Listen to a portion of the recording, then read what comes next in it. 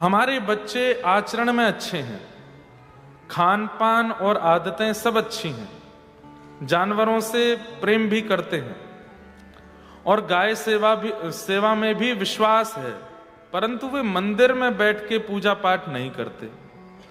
हम घर में पूजा पाठ करते हैं तो हमारे साथ बैठते भी हैं और पार्टिसिपेट भी करते हैं, पर क्योंकि हम ऑस्ट्रेलिया में हैं तो हमें चिंता है कि उनकी रुचि पूजा और अर्चना में नहीं है। तो फिर अगली जनरेशन तो आध्यात्मिक और हमारी प्यारी राधा रानी और श्री ठाकुर जी से कैसे जुड़ेगी? क्या करें कि जिससे हमारी नेक्स्ट जनरेशन में आध्यात्म और धर्म से जुड़ाव रहे? एक बात सुनिएगा, हजारों बच्चे स्कूल जाते हैं, पर उनमें से कुछ बच्चे होते हैं जिनका पढ़ाई में मन लगता है। बाकी के बच्चों का, किसी का फिजिकल एक्टिविटीज में मन है, किसी का म्यूजिक में मन है, किसी का और चीजों में मन है। जरूरी नहीं है कि पढ़ने लिखने वाला बच्चा ही भविष्य में कुछ बन पाता है। कई बार जो कभी अच्छे ग्रेड्स नहीं ला पाया वो बच्चा भी भविष्य में चल करके अच्छा करता है। और रही बात पूजा पाठ की, आप पूजा पाठ को किस रूप में लेते हो? सुबह दिया जलाना, शाम को दिया जलाना, तो ये प्रैक्टिसेस हैं, ये पूजा पाठ नहीं है। पूजा पाठ ना हमारे भाव से इतना ज्यादा सिखाया जाता है,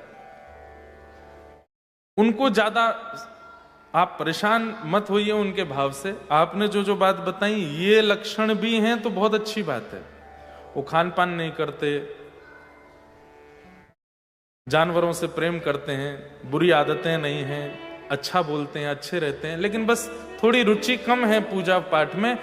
आपके चाहने से नहीं हो पाएगा, ये तो ठाकुर जी चाहेंगे, श्री जी चाहेंगे तभी होगा। और दूसरी बात, हमारे देश के जो युवा और पूरे विश्व के जो युवा है ना, युवावस्था में इनको ये संसार अपनी ओर खींचता है। इनको लगता है ऐसा खाना है, ऐसा पीना, ऐसा पहनना है, ये करके देखना है, ये करके देखना है। 35-40 तक करके हार जाएंगे तो लौट के फिर यहीं आना पड़ेगा। अभी भी कथा में वैसे तो यंगस्टर्स बहुत आने लगे अब, लेकिन पहले की कथाओं में अधिकतर आने वालों की संख्या 40 के ऊपर की होती थी। तो मैं सोचता था क्यों? क्योंकि 40 तक पूरी दुनिया देख के इनको समझ आ जाता है कि कुछ नहीं रखा है इस संसार में। सोचिए, इतनी बड़ी दुनिया और इतनी आकर्षण करने वाली वस्तु 35 साल तक ही अच्छी लगती है, पर 35 की उम्र से लेकर के और 90 तक श्री जी का नाम ही प्रिय लगता है।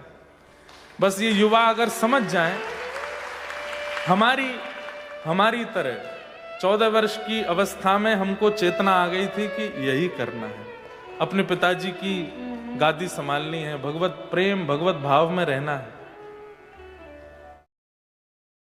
तो ये युवावस्था में चेतना जागना आपके चाहने से नहीं होगा, जबरदस्ती करना अपराध है। अभी मैंने मेलबर्न में 10 नामा अपराध बताए थे, 10 प्रकार के अपराध। उसमें से एक अपराध क्या है? किसी का मन नहीं है फिर भी हम जबरदस्ती उसको लेके जाते हैं, ठाकुर जी के पास जाओ, बैठो, नाम करो। अरे ठाकुर जी का नाम इतना सस्ता नहीं है कि आप बिना मन वाले को भी जबरदस्ती बैठाओ। जिसका मन है, गरज पड़े तो करो, नहीं तो बिल्कुल मत करो। इसलिए जो बालक आचरण में अच्छे हैं अच्छी बात है, लेकिन उनका बहुत ज्यादा भाव ठाकुर जी में नहीं बन रहा तो कोई बात नहीं। आप अपने घर के माहौल में जो जैसे पति पत्नी खूब अच्छे कुछ नियम करते रहो, संत महात्मा आते हैं उनको घर बुलाते रहो, हमारे जैसे कथा वक्ता आते हैं, वैष्णव आते हैं उनको घर बुलाते रहो। धीरे धीरे इन चीजों से सीखेंगे। ऐसे ही संभव हो सकता है, इसके अलावा और कोई उपाय नहीं है। बाकी जिनके संतान नहीं हुई है उनको हम एक एडवाइस दे सकते हैं, संतान आएगी जीवन में। संतान का उचित निर्माण जन्म लेने के बाद हो ही नहीं सकता। संतान का उचित निर्माण होता है जन्म लेने से पहले, जब वो 9 महीने आपके गर्भ में रहता है। उस समय माता पिता की जो गतिविधि होती है, जैसी भावना होती है, जैसा अन्न होता है, जैसा व्यवहार होता है, जो सोच में आता है, जो विचारों में चलता है, उसी का प्रभाव पड़ता है उस बालक पर। 9 महीने बाद बालक का जन्म हो गया, अब आप उसको चाह रहे हो हनुमान चालीसा बोलो, मंदिर में चलो, 6-7 साल तक जाता है, पर उसके बाद फिर नहीं जाता। क्यों? उसके बाद माता पिता का व्यवहार एक्टिव होता है उसके अंदर। भक्त प्रहलाद वे भक्त कैसे हो गए हिरण्यकश्यप के यहाँ? इसमें यही प्रमाण दिया गया कि जब उनकी माताजी कयाधु गर्भवती थी तब नारद जी नित्य कथा सुनाते थे उनको। उसी का प्रभाव हुआ कि हिरण्यकश्यप जैसे महापापी महाराक्षस के यहां पर प्रहलाद जी का जन्म हुआ।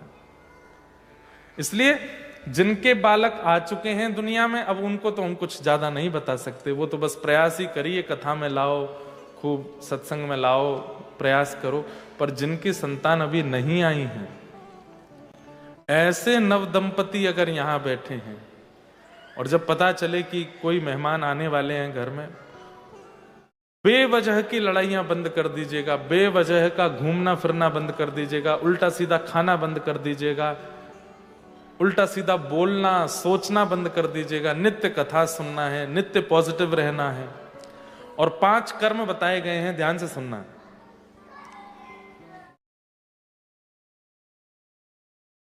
श्रीमद् भागवत के महात्म्य में 5 कर्म मैं बताता हूं देख के।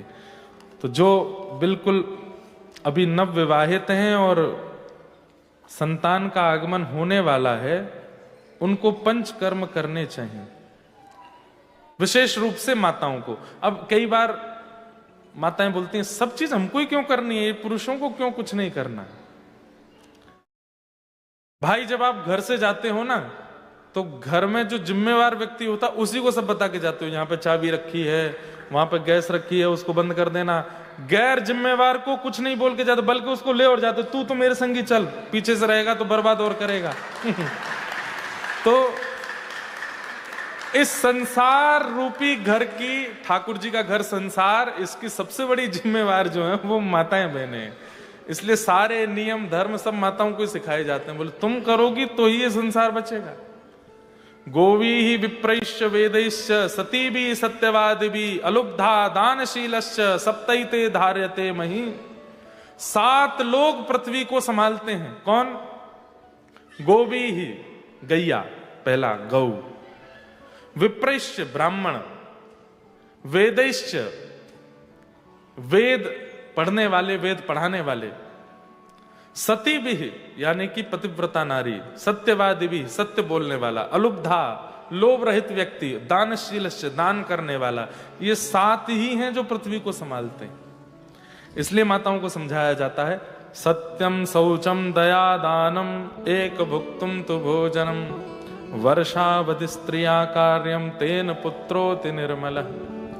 जैसे ही पता चले कि गर्भ में बालक है तो ये 5 कर्म करने। सबसे पहला सत्यम, सत्य बोलिए जब तक उस बालक का जन्म ना हो जाए। मजाक में भी झूठ मत बोलिए, सत्य ही बोलिए।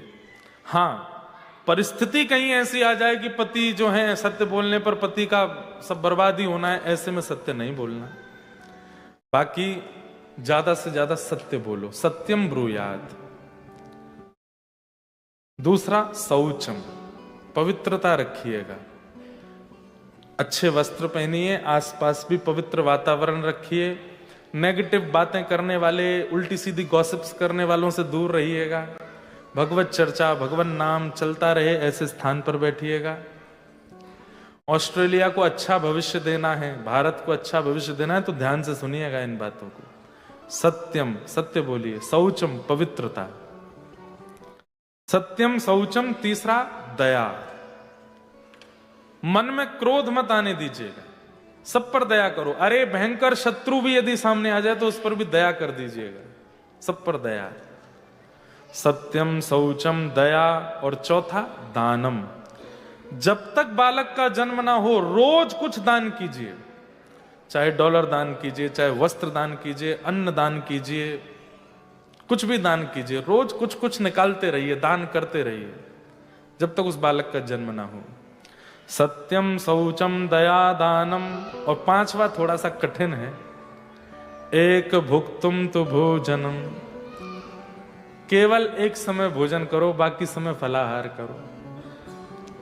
आप कहोगे महाराज जी व्यासपीठ पर बैठ के बोलना तो आसान है, पर जो माँ अपने गर्भ में बालक रखती है उससे पूछिए ना कितनी क्रेविंग्स होती हैं, कितनी इच्छा। मेरी भी बड़ी 3 बहन है ना, तो मुझे अनुभव है, क्योंकि कईयों के बालक तो हमने पाले ही हैं। लेकिन भोजन एक ही समय करे, बाकी के समय पौष्टिक आहार लेवे, ठाकुर जी का प्रसाद, भोजन भी प्रसाद ही पाना है। हाँ, ये तो नियम बना लीजिए, 9 महीने कुछ और खाना ही नहीं, जो भगवत प्रसाद है वही पाना है, जो ठाकुर जी को भोग लगेगा वही पाएंगे और कुछ नहीं पाएंगे।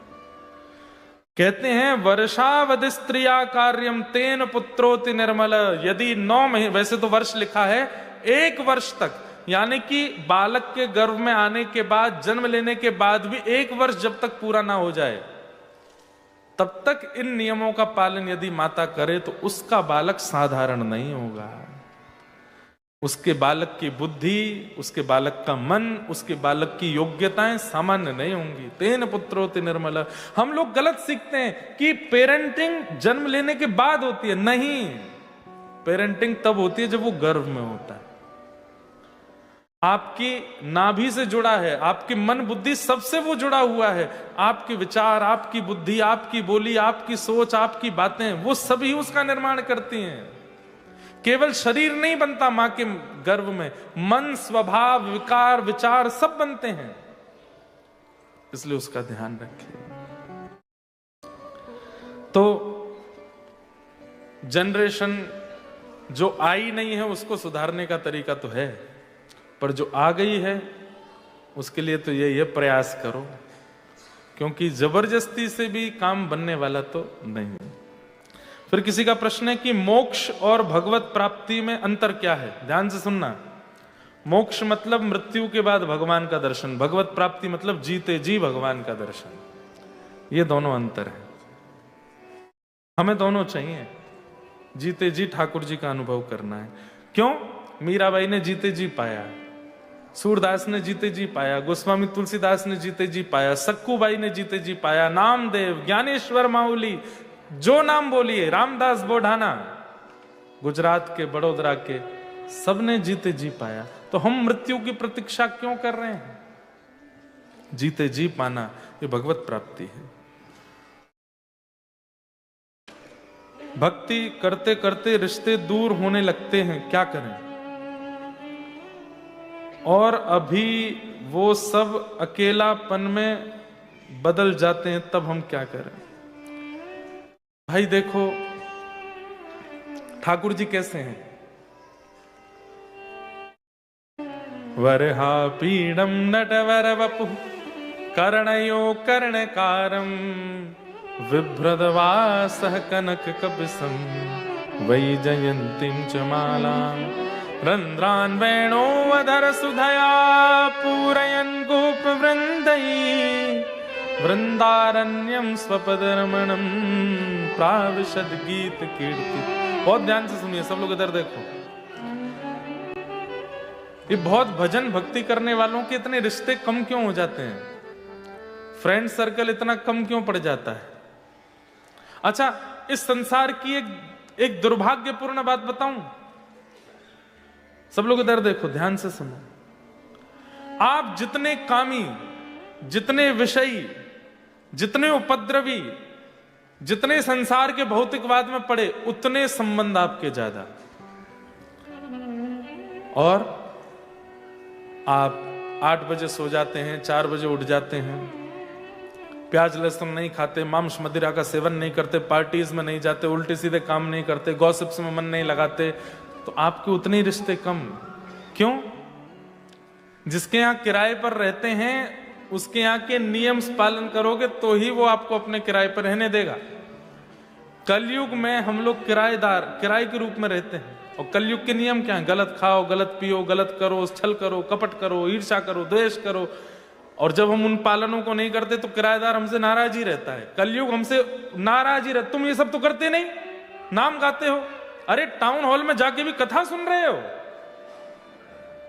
जहां मेलोडीज गाई जाती है, सिम्फनी होती है, जहां पे सब बड़े बड़े कार्यक्रम, वैसे तुम वहां पे भी कथा कर आए। बताता हूं तुमको। तो कलयुग नाराज होकर के संबंध तोड़वाता है। बाकी दूसरा रूप क्या है? दूसरी बात क्या है कि हमारे ठाकुर जी को ना बहुत स्पेस चाहिए होती है आने के लिए। क्यों?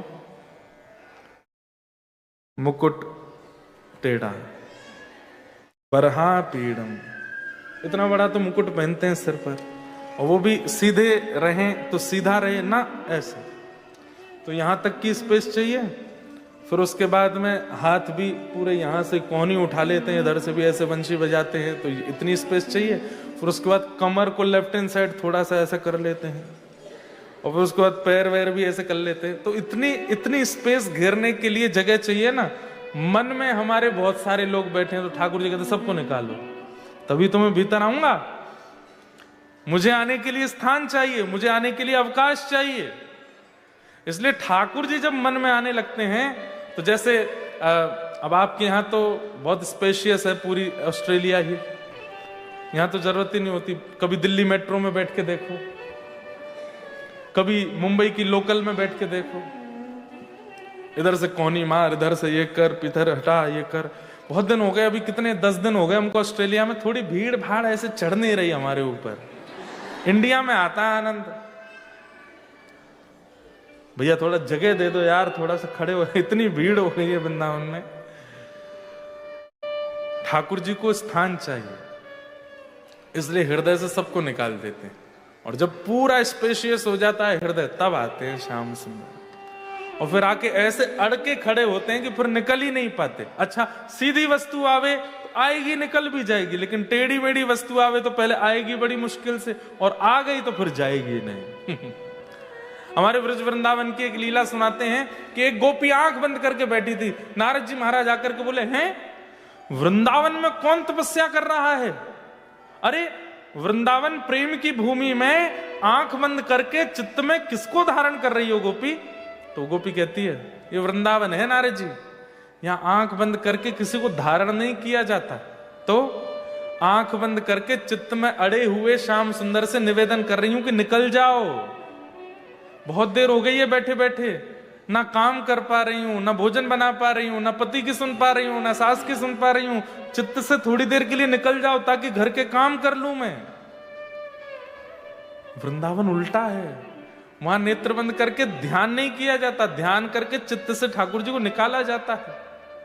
मीराबाई कहती हैं,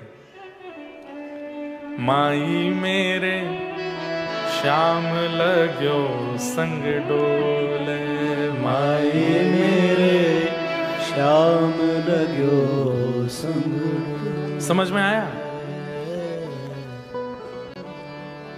मीराबाई कह रही हैं कि श्याम सुंदर संग ही डोलते रहते, डोलते मतलब घूमते रहते हैं। जित जाऊं उत ठाड़ो ही पावे, जित जाऊं ठाड़ो ही पावे, और बिना बुलाए बोले, बिना बुलाए बोले, श्याम लग्यो संग डोले, माई मेरे श्याम लग्यो संग डोले, माई मेरे श्याम लग्यो संग डोले, हे माई मेरे श्याम लग्यो संग डोले, माई मेरे श्याम लग्यो संग डोले। जहां जाऊं वहीं ठाड़े मिल जाएं, संगी चले मेरे।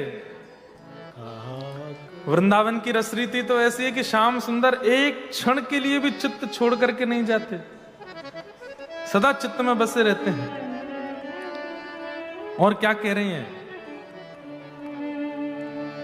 किसी ने कहा कि अरे मीरा, तेरे सामने जब श्याम सुंदर आते हैं तू आंख बंद कर लिया कर, तेरे सामने जब कृष्ण आते हैं तू आंख बंद कर लिया कर, घूंघट कर लिया कर, मुंह फेर के चली जाया कर। बाई सा कहती हैं, कहा करूं लोभी मेरे नैना, कहा करूं लोभी मेरे नैना। अरे ऐसे सुंदर श्याम सुंदर जिसके सन्मुख आ जाएं, भले ही हमको बहुत परेशान करते हैं, बहुत दुखी करते हैं, लेकिन क्या करूं, ये नेत्र उनको देखे बिना रहते भी तो नहीं है। कहा करूं लोभी मेरे नैना, कहा करूं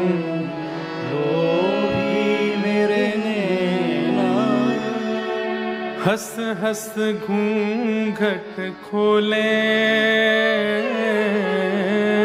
हंस हंस घूंघट खोले, श्याम लग्यो संग डोले, माई मेरे श्याम लग्यो संग डोले, माई मेरे श्याम लग्यो संग। तो अगर भक्ति मार्ग में आओगे तो ये चित्त की क्लीनिंग तो चलती रहेगी। धीरे धीरे धीरे धीरे धीरे अकेले हो जाओगे, सब छोड़ देंगे आपको, कोई नहीं रहेगा साथ में, वही रहेगा जो हरि का है। बाकी संसारी लोग चले जाएंगे। अगर उनकी चिंता हो रही है कि क्यों जा रहे हैं, तो फिर ठाकुर जी को छोड़ो, फिर उनके संग ही रहो, क्योंकि ठाकुर जी आएंगे तो मार्जन करेंगे, सबको भगाएंगे चित्त से, कोई अपना फिर प्रिय नहीं लगेगा। एक हितरवंश महाप्रभु की शिष्य प्रणाली में भोरी सखी, भोरी सखी जी का एक पद है, सो दुख दी जो ही माही, सो दुख दी जो ही माही, बस्ती छोड़ एकांत बिठाओ, बातन सो घबराही, बस्ती छोड़ एकांत बिठाओ, बातन सो घबराई, बिन पद कंज छटा दृग देखे, कोई सुहावत नाही, बिन पद कंज छटा देखे, को सुहावत नाही, भोरी ऐसे दुख बिन प्यारी, भोरी ऐसे दुख बिन प्यारी, जीवन व्यर्थ गवाही, सो दुख दीजो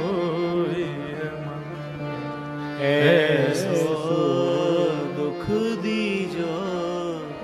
ठाकुर जी जब जीवन में आएंगे तो बस्ती छोड़ एकांत बिठाओ, बातन सो घबराए, अकेले रहने का मन होगा। और भीड़ अच्छी नहीं लगेगी, भीड़ वही अच्छी लगेगी जो हरि नाम करने वाली होगी।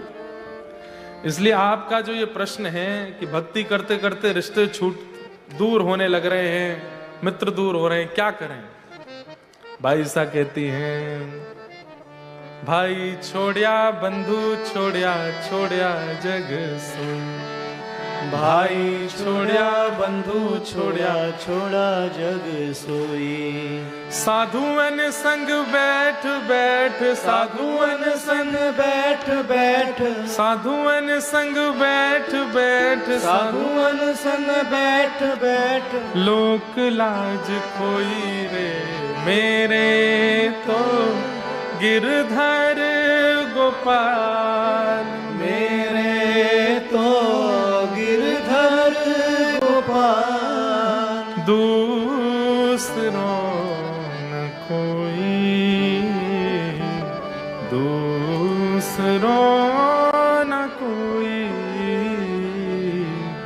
मेरे तो गिरधर गोपाल, दूसरों न कोई,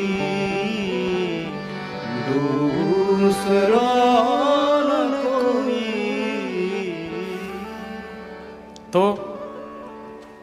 रिश्ते तो छूटेंगे, और इससे अगर डर लग रहा है तो कम कम भजन किया करो, कथाएं भी कम ही सुना करो, क्योंकि इस मार्ग में आने के बाद अकेले रह जाओगे, संसार की दृष्टि में अकेले रह जाओगे। वैसे तो ठाकुर जी चकाचक आनंद करा देंगे, वैसे कोई कष्ट नहीं रहेगा।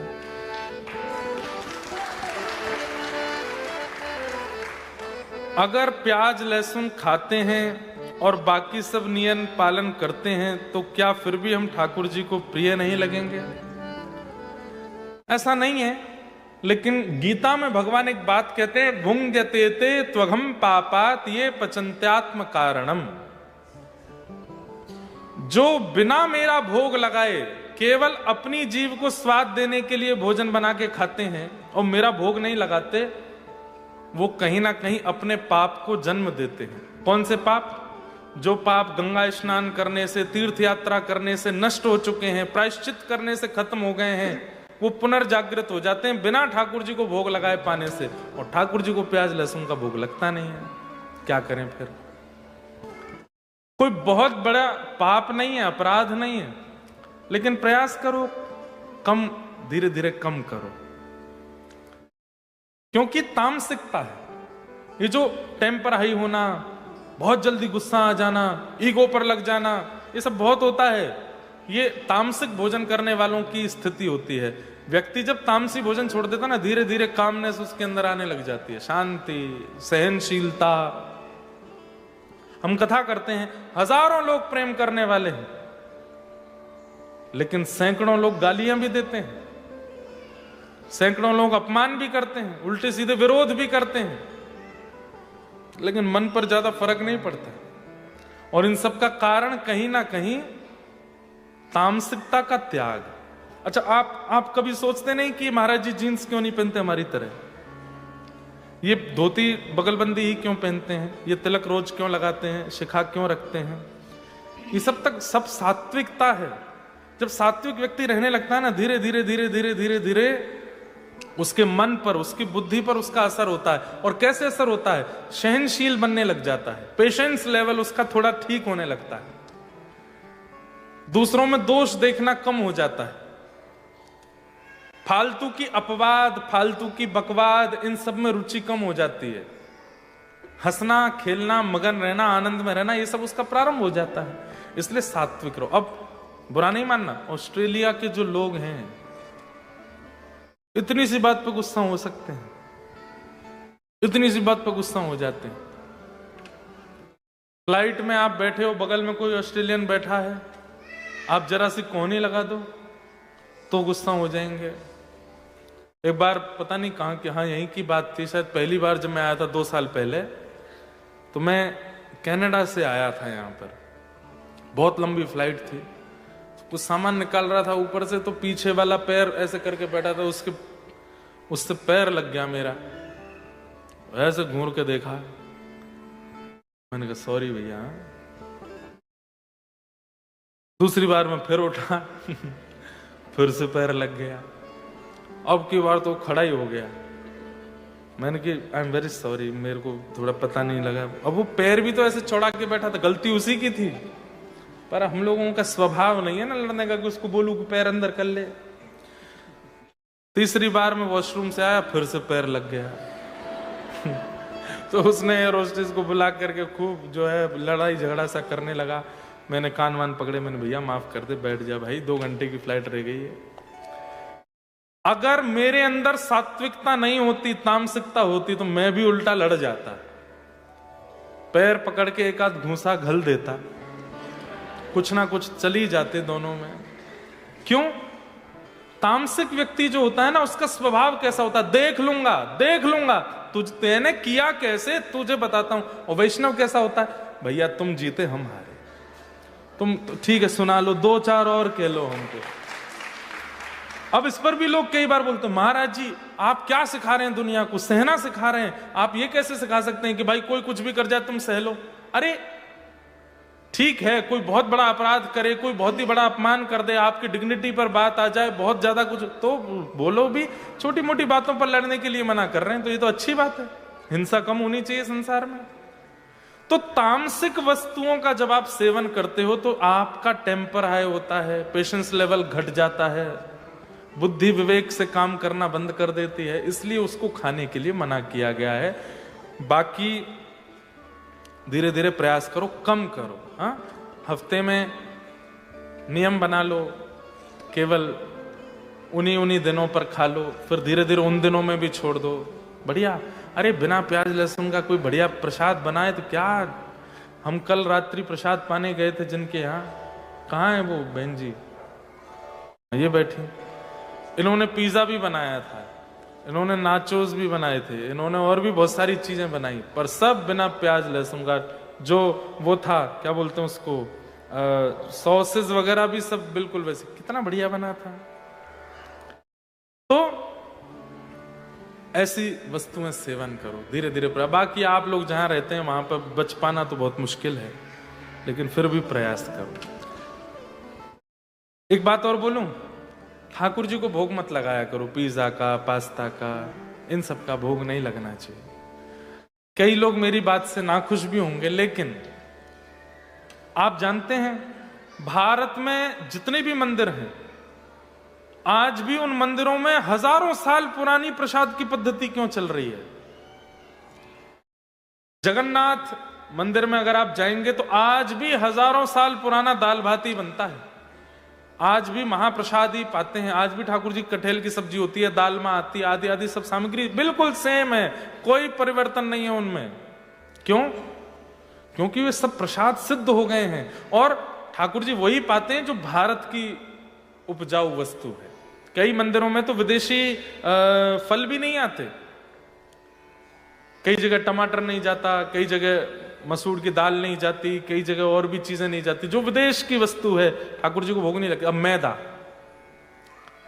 इसका भी भोग ठाकुर जी, हमने कभी नहीं सुना यशोदा मैया ने कोई मैदा की वस्तु बना खिलाई ठाकुर जी को। ठाकुर जी क्या पाते हैं? बढ़िया दाल भात पाते हैं, बढ़िया रोटी पाते हैं, रोटला पाते हैं, बाजरे का पाते हैं, ज्वार का पाते हैं, गेहूं का पाते हैं।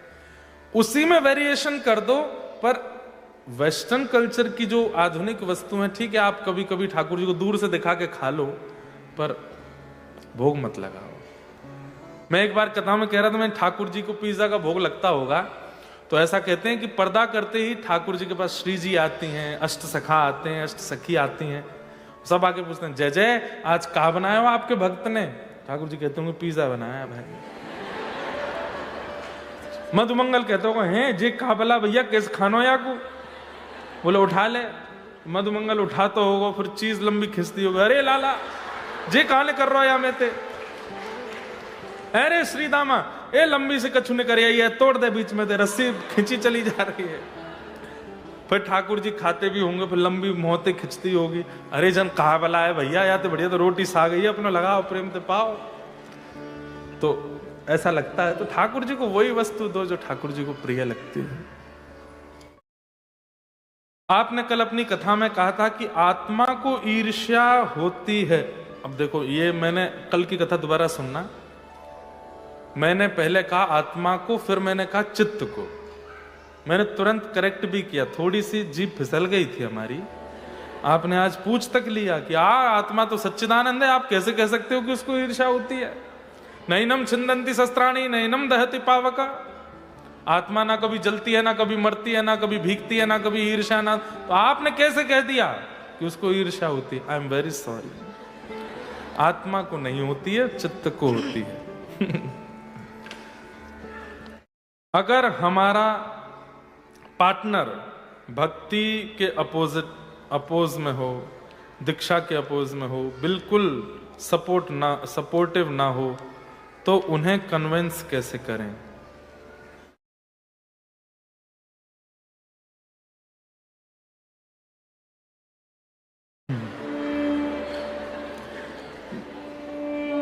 मेरा पार्टनर अपोजिट नहीं है, तो मैं कैसे बताऊं?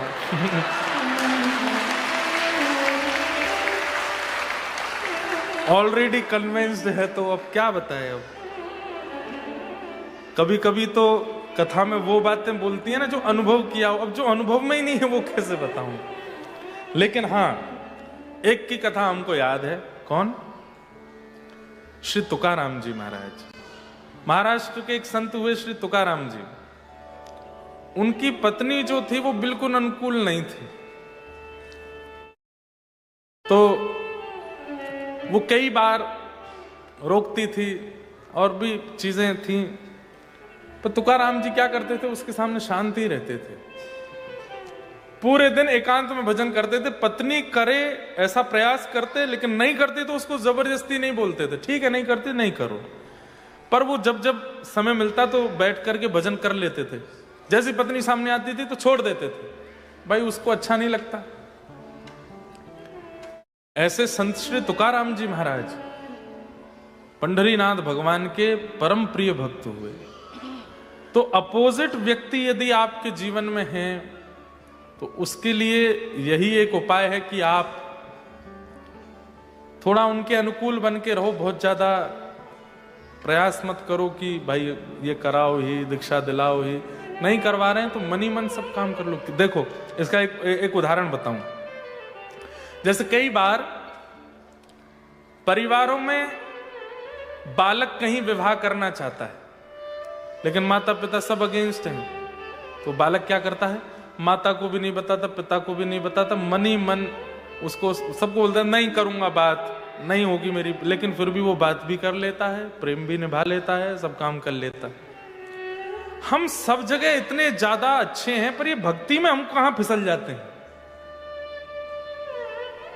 एक माता जी हैं वृंदावन में, उनके पतिदेव को 17 साल तक नहीं पता था कि वो भजन करते हैं। भक्तमाल में कथा आती है, अंतर्निष्ठ राजा, उनकी पत्नी को अधेड़ उम्र तक नहीं पता चला कि उनका पति भजन करता है, गुप्त रूप से करते थे। आज यहां कितने सारे विवाहित लोग बैठे हैं, किसी के 15 वर्ष हो गए, 25 वर्ष हो गए, 50 वर्ष हो गए, आप जानते हो अपने पति को पूरा, आप जानते हो अपनी पत्नी को पूरा ना। कई बातें ऐसी होंगी जो आज तक आपको भी नहीं पता, गोपनीय है। ऐसे ही भक्ति को गोपनीय कर लो। आप कब भजन कर लेते हैं, कब नाम कर लेते हैं, कब ध्यान कर लेते हैं, ये बताने की वस्तु नहीं। अंतर्निष्ठ हो जाइए, अपने मन ही मन करने लग जाइए, उसको मत बताइए। ऐसे भजन किया जा सकता है। कन्विंस करने के लिए तो अब क्या करें, उसके लिए तो कोई उपाय अभी सूझ नहीं रहा हमको। हाँ, एक कथा और याद आई, सुना देता हूं।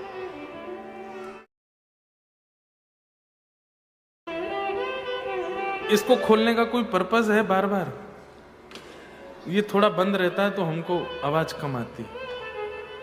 एक ना भक्त थे, उनका नाम था अंगद जी महाराज। पत्नी से बहुत प्यार करते थे। पत्नी उनकी साधिका थी, कथा में जाती थी, कथा सुनती थी, भजन करती थी, लेकिन अंगद जी नहीं करते थे। और अंगद जी ने अपनी पत्नी से कहा, मैं तुमको भजन में नहीं रोकूंगा और तुम मुझको भजन करने के लिए कभी बोलना नहीं। उनकी पत्नी ने कहा ठीक है। 10, 15, 20 वर्ष निकल गए विवाह को। पत्नी अपने कथा में जाती थी, गुरुजनों के पास भी जाती, सत्संग भी करती, लेकिन अंगद जी महाराज ने नियम बना रखा था, शाम होते ही घर आ जाना, कहीं भी जाओ सत्संग आदि करो, मैं तुमको रोकूंगा नहीं, लेकिन मुझसे कभी कहना नहीं कि चलो। एक बार की बात, एकादशी का दिन था। अंगद जी की पत्नी अपने गुरुजी और सब संतों से बोली कि आप लोग सब हमारे घर आ जाओ। जो सामने बैठे ना कैमरा के आसपास, वो थोड़े से कमर मत लगाना, वो नहीं तो गिर गिरा जाएगा, वो इसलिए वो नहीं, इट्स ओके। मेरे को बोला गया पीछे से, इसलिए मैंने बोला। मुझे कोई फर्क नहीं। क्या बता रहा था मैं? हाँ, तो अंगद जी की पत्नी एकादशी के दिन अपने गुरु और सब जो कथा आदि करते थे सबको बोल के आई कि आज मेरे घर सत्संग कीजिए। सब कथावाचक आदि सब श्रोताजन सब पहुंच गए अंगद जी की पत्नी के पास, और वहीं घर में ही कीर्तन हो रहा था, वहीं कथा हो रही थी, सब नाच रहे थे, गा रहे, उत्सव मना रहे थे, ढोल नगाड़े मजीरा सब बज रहे थे। अंगद जी शाम को, एक राजा के मंत्री थे, तो लौट करके जब घर आए, और घर में उन्होंने देखा कि इतना ऊधम मच रहा है, यहाँ पे सब ये कथा कर रहे हैं, ये सब क्या हो रहा है। आकर के उन्होंने तो चिल्लाना शुरू किया, हल्ला करना प्रारंभ कर दिया, बुरा भला बोलना प्रारंभ, मेरा घर है, धर्मशाला बना दिया इसको, निकलो सब लोग यहां से, और अभद्र बोल के सबको भगा दिया। उनकी पत्नी बोली, आप मुझे कुछ भी कह दीजिए, लेकिन आपने मेरे आचार्यों को, गुरुओं को, कथा वक्ता और सब श्रोताओं को सबको भगा दिया। अरे तो देवी, मुझसे पूछना चाहिए था करने से पहले, मेरे घर में ये सब नहीं चलेगा, तुम बाहर जाके कथा सुनो, मेरे घर में कोई सत्संग आदि नहीं होगा। तो पत्नी ने कहा ठीक है, मेरे गुरु और आचार्यों की अवहेलना करने वाले मेरे पति भी हैं, तो मैं उनका मुख नहीं देखूंगी, मैं जीवन भर आपके पास रहूंगी, मैं जीवन भर आपकी सेवा करूंगी पत्नी के नाते, लेकिन आपका मुख नहीं देखूंगी, ये मेरा नियम है। और उसी दिन उनकी पत्नी ने घूंघट कर लिया। अब अंगद जी बोलते हैं, बात करते हैं, घर में आते हैं, पत्नी घूंघट में ही रहती है, नहीं दिखाती मुख। 1 साल 2 साल निकल गए, अंगद जी का अब मन नहीं लगता।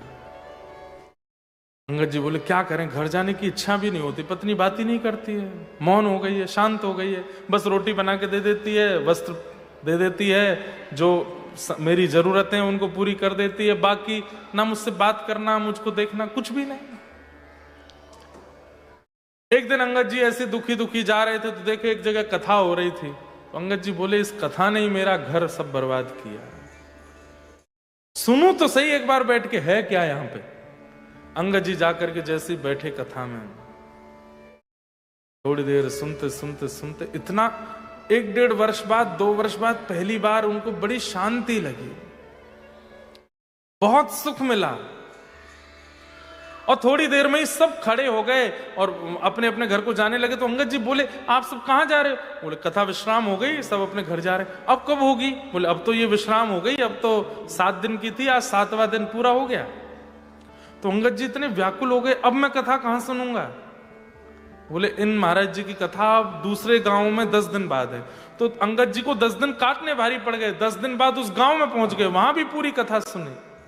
अब तो अंगद जी की ऐसी स्थिति हो गई, प्रेम से कथा सुनते हैं। 1-1.5 वर्ष ऐसे ही निकला, पत्नी घर में बात नहीं करती। 1-1.5 वर्ष बाद उन महाराज जी की कथा फिर से उनके गांव में हुई। तो गांव में जब कथा हुई, 1-1.5 वर्ष में रसिक तो बनी गए थे। कथा में जैसे कीर्तन हुआ तो सब नृत्य कर रहे थे, भावावेश में अंगद जी भी नृत्य कर रहे थे।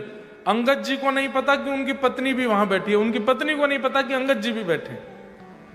तो सब नृत्य कर रहे थे, तो सब लोग देख रहे थे कौन कैसा नाच रहा है। पत्नी ने देखा ये व्यक्ति बड़े भाव में नृत्य कर रहा है, कौन है? और जैसे ही ध्यान से देखा, मेरे पतिदेव, ये अंगद जी। और इतने भाव में नृत्य, नेत्रों से अश्रु गिर रहे हैं। जब इस अवस्था में देखा तो समझ गए हैं ये बदल चुके हैं। लौट करके जब वो घर आए तो आज पत्नी ने घूंघट नहीं किया। तो अंगद जी महाराज आती बोले देवी मैं घर आ गया हूं, मुंह ढक लो अपना। तो पत्नी बोली अब नहीं छुपाना मुंह, आप जब हरि विमुख थे तो मुंह छुपाया था, अब आप हरि सन्मुख हो गए तो अब क्यों छुपाऊं? देख लीजिए मेरा मुखारबिंद, 2 साल से नहीं देखा आपने।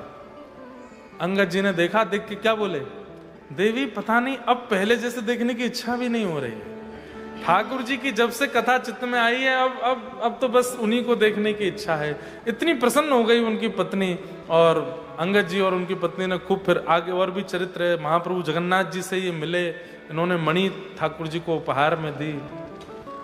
तो बस ऐसे ही तरीका है, ठाकुर जी से प्रार्थना करो कि जो हमारे हैं वो कैसे भी आपके हो जाएं।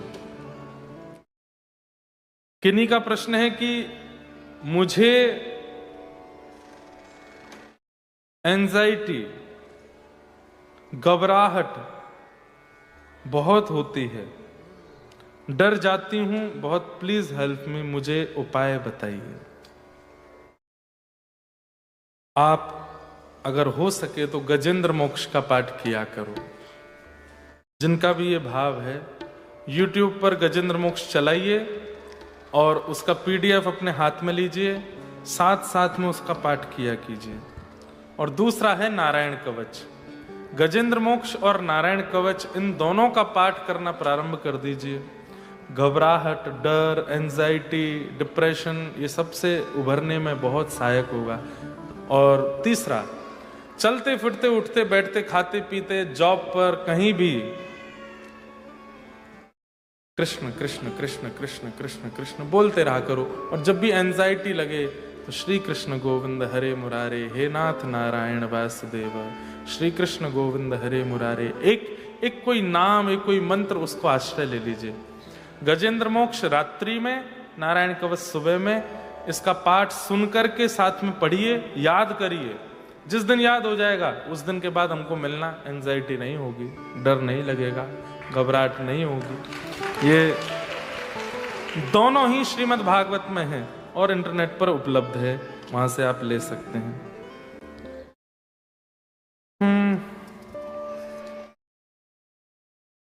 बहुत सारे प्रश्न हो गए आज।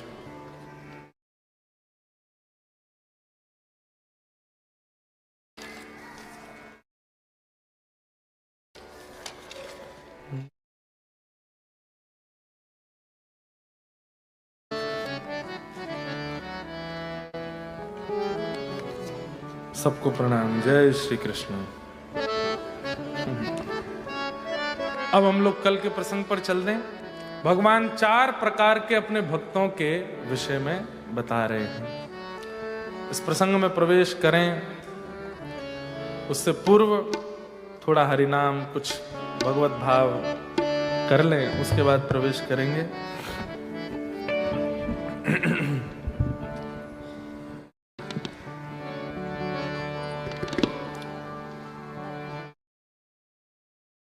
हरि का भजन करो, हरि है हमारा। हरि का भजन करो, हरि है हमारा। करताल बजा के गाओ। हरि का भजन करो, हरि है हमारा।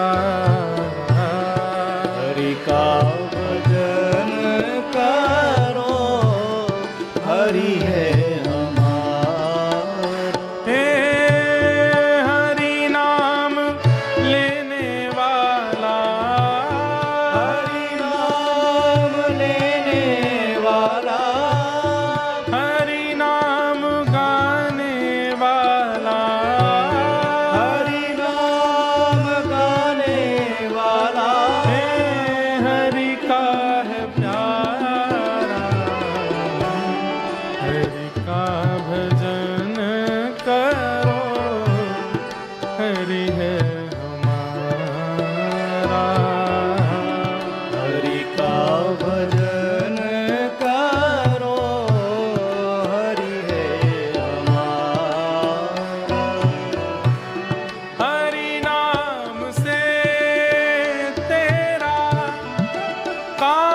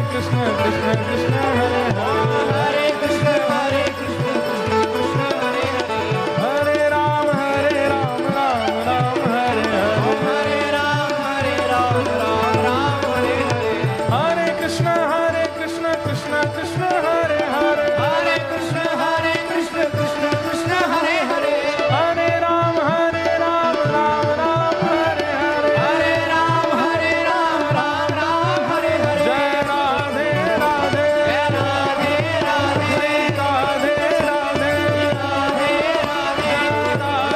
राधे, राधे राधे, राधे राधे, राधे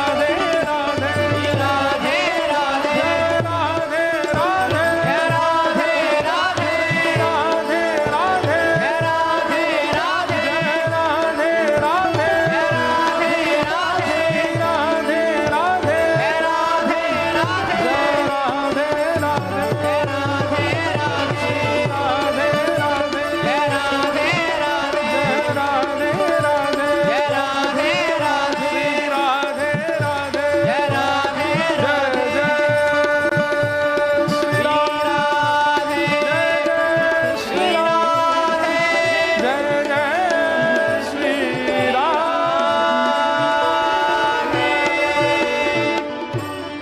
पूछ री के लौटा की हो प्यारे, विराज जाओ सभी लोग, हरि का भजन करो, हरि है हमारा, हरि का भजन करो, हरि है हमारा। तो कल हम लोग कथा में श्रवण कर रहे थे कि देवभूति माता कपिल भगवान दोनों का संवाद चल रहा है और भगवान अपने 4 प्रकार के विशिष्ट भक्तों के विषय में बता रहे हैं, जिसमें सबसे पहले भगवान ने तामसिक, उसके बाद राजस और फिर सात्विक। कितने लोगों को याद हैं तीनों? बस अरे झूठ में ही हाथ खड़े कर दो, कौन सा परीक्षा लेने हैं। कल कितने लोग नहीं आए थे वो हाथ ऊपर करो। तो कल की कथा आप लोग YouTube पर सुन लेना, हाँ, और एक बार जरूर सुन लेना। 4 प्रकार के ठाकुर जी के भक्त होते हैं, जिसमें ठाकुर जी को 2 प्रकार के नहीं प्रिय हैं और 2 प्रकार के प्रिय हैं। कौन कौन से प्रिय नहीं है? तामसिक और राजस। तामसिक भक्त किसको कहते हैं थोड़ा सूक्ष्म में बता दूं, जो कथा भी सुनते हैं, मंदिर भी जाते हैं, नियम भी करते हैं, लेकिन सारे उल्टे सीधे काम भी करते हैं। सब खाते पीते भी हैं, उल्टा सीधा सब करते भी हैं। कोई नियम में कहीं भी उनको ये नहीं लगता कि ये पाप है, ये मुझे नहीं करना चाहिए, ये अनुचित है। ऐसी विचारधारा जिनकी नहीं होती, जो सब कार्य करने में भी योग्य होते हैं। तामसिक हिंसा करते हैं, पाखंड करते हैं, ईर्ष्या करते हैं। इस प्रकार के लोगों को तामसिक भक्त कहते हैं। ठाकुर जी कहते हैं मुझे प्रिय नहीं, जैसे रावण। दूसरा है राजस, जो भगवान से केवल मांगने के लिए जाता है। ठाकुर जी को ATM मशीन समझ रखा है। यहां पर नारियल चढ़ा दो, पैसे चढ़ा दो, ठाकुर जी से डील कर लो। आप मेरा ये काम करा दो, सोने का छत्र चढ़वा दूंगा। आप मेरा ये काम करा दो, पोशाक लगवा दूंगा। आप मेरा ये काम करा दो, 56 भोग करा दूंगा। आप मेरा ये काम करा दो, दूध की धारा से परिक्रमा कर दूंगा। मतलब ठाकुर जी उसके लिए कोई बहुत ग्रीडी है क्या कि भाई ये करो मेरे लिए तो मैं तुम्हारा काम करूं? ऐसा नहीं। इस प्रकार के लोग कौन हैं? राजस, जो केवल ऐश्वर्य, यश, कीर्ति, इन सब के लिए ठाकुर जी का भजन करते हैं। फिर आता है सात्विक, जो हर क्रिया के पीछे ये विश्वास करता है कि मेरी सामर्थ्य नहीं थी, ठाकुर जी ने कराया। मेरी योग्यता नहीं थी, ठाकुर जी ने कराया। मैं तो केवल प्रयास कर रहा हूं, मैं तो योग्य ही नहीं हूं, ठाकुर जी करा रहे। इस प्रकार की भावना रखने वाला सात्विक। अब ठाकुर जी कह रहे हैं मैया अब मैं आपको चौथे भक्त के बारे में बता रहा हूं जो मुझे बहुत प्रिय है। और ये चौथा भक्त कौन है? लक्षणम भक्ति योगस्य निर्गुणस्य हृदाहतम अहैतुक्य व्यवहिता या भक्ति पुरुषोत्तम। ये चौथे प्रकार के भक्त कैसे होते हैं मैया? इनमें भक्ति के सारे लक्षण होते हैं। भक्ति के लक्षण कौन कौन से होते हैं? वाग्गद्गदा द्रवते यस्य चित्तम रुदत्य भिक्षणम हसति क्वचिच्च विलज्ज उद्गायत नृत्यते च मद्भक्ति युक्तो भुवनम पुनातु। वाग्गद्गदा, मेरी कथा सुनते सुनते जिसकी वाणी गदगद हो जाए, मेरी बातें करते करते जिसका कंठ भरावे। द्रवते यस्य चित्तम, मेरी याद में जिसका चित्त द्रवित रहता है। वाग गदगदा द्रवते यस्य चित्तम रुदत्य भिक्षणम, कभी भी रोने लग जाता है मुझे याद करके। हसती क्वचिच्च, कभी प्रसन्न हो जाता है मेरे वैष्णव भक्तों को देख के। विलज्ज उद्गायत नृत्यते च, मेरे कीर्तन में लज्जा रहित होकर के नृत्य करता है, कीर्तन करता है। मद्भक्ति युक्तो भुवनम पुनातु। मैया ये मेरे चौथे प्रकार के भक्त हैं जिन्हें मैं निर्गुण भक्त कहता हूं। और ये निर्गुण भक्त कैसे होते हैं?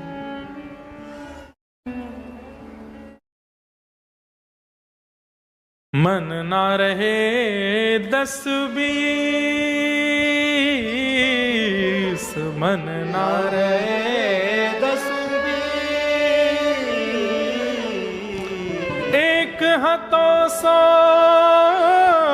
गयो श्याम संग, सो गयो श्याम संग। को राधे कोई मन ना रहे 10-20। गोपियां व्रज की कह रही हैं निर्गुण भक्त का लक्षण क्या है? एक मन काम में लगा लिया, एक मन घर में लगा लिया, एक मन बेटे में लगा लिया, एक मन पत्नी में लगा लिया, एक मन बच्चों में लगा लिया, एक मन पैसे में लगा लिया और एक मन वृंदावन में भी लगा लिया। गोपियां कहती हैं 10-20 मन है क्या हमारे पास? एक ही है और वो एक में ही लगता है। गोपियां उद्धव जी से कह रही हैं एक ही था हमारे पास, एक हतो सो गयो श्याम संग, वो भी श्याम सुंदर ले गए अपने साथ। अब इस मन को कहीं और कैसे लगाएं? जब श्री कृष्ण वृंदावन छोड़ के चले गए तब उद्धव जी समझाने गए थे गोपियों को और गोपियों से जाके बोले आप लोग जिनकी याद में रोती हैं वो परमात्मा हैं और परमात्मा किसी एक का नहीं होता, परमात्मा विश्व का होता है, परमात्मा जगत का होता है। वे अपने कार्य को आधारित करने के लिए आगे गए हैं, आप कृपा कर अपना मन कहीं और लगा लीजिए। गोपियां बोली 10-20 मन है ना हमारे पास, एक ही है और वो भी श्याम सुंदर ले गए अपने साथ, अब कैसे कहीं और लगा मैं?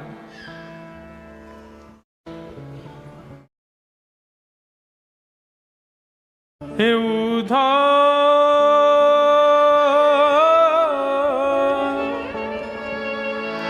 मत आइयो समझाने, उद्धव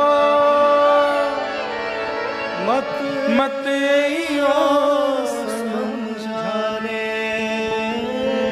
जाके कांटा लगे सो ही जान, जाके कांटा लगे सो ही जाने। ये निर्गुण भक्त कैसा होता है? कृष्ण मन, कृष्ण तन, कृष्ण ही हमारो धन। मैं हूं ये इनकी भावना ही नहीं रहती, कृष्ण ही है सब। जीना कृष्ण के लिए, खाना कृष्ण के लिए, रहना कृष्ण के लिए, सर्वस्व श्री कृष्ण है मेरा, मैं उन्हीं के जीवन में हूं। जैसे भक्तिमती मीराबाई, जितने भी भक्तों के चरित्र आप सुनते हैं वे सब निर्गुण भक्त हैं, क्योंकि उनके जीवन का और कोई उद्देश्य नहीं है, वो ठाकुर जी के लिए ही जीते हैं। ऐसे निर्गुण भक्त भगवान कहते हैं ये मुझे बहुत प्रिय हैं, जिनका जन्म ही केवल मेरे लिए हुआ है, मुझे भजने के लिए, मेरे स्मरण के लिए। वो इतना प्रेम करते हैं तो मैं भी उनसे उतना ही प्रेम करता हूं, पग पग पर उनके साथ रहता हूं।